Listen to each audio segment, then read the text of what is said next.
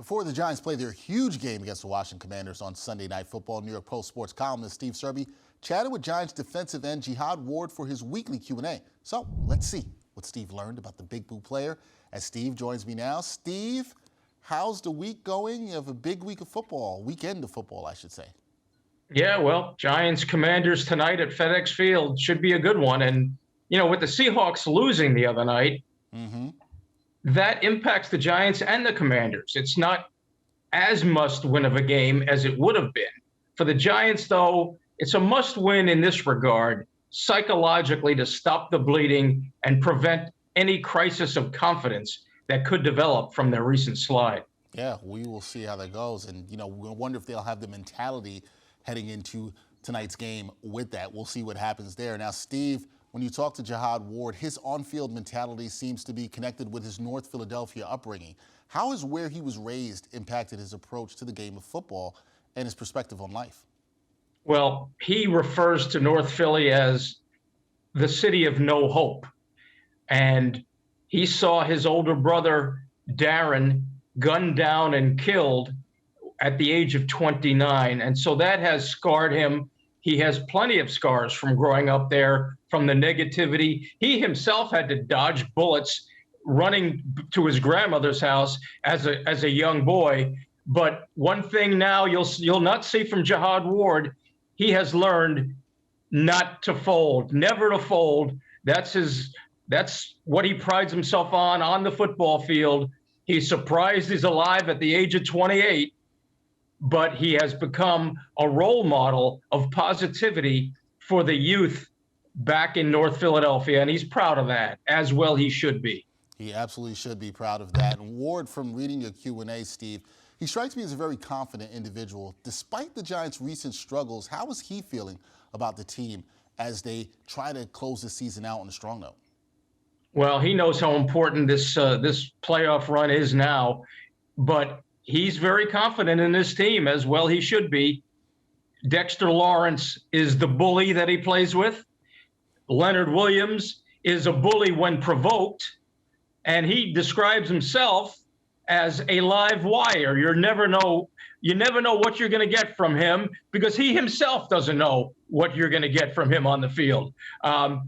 He loves, obviously, playing for Wink Martindale. They all do.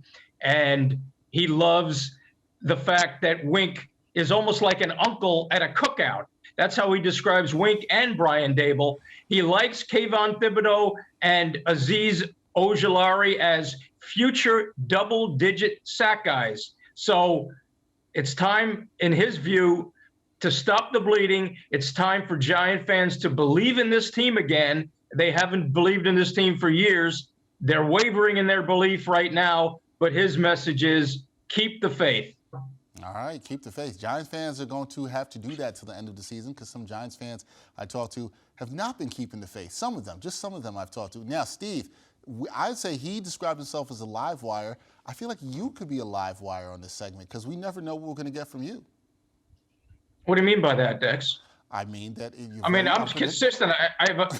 I show up every week with my flannel and hoodie. And by the way, nice hoodie on your part. Why, thank you. Thank you. I'm glad you appreciate the hoodie. I'm glad you do. We do know the flannel is consistent, right? But in terms of props or how you might answer the question, nobody ever knows. This is why the people tune in. Yeah, well, you're right. I am a live wire, and I'll never stop being a live wire, and I don't want to stop being a live wire. What's the fun in life if you're not a live wire? Got to enjoy right? life. You got to. Now, wait a minute. But before I go, our rolling Q&A has to continue with Dexter Henry. So let me ask you this.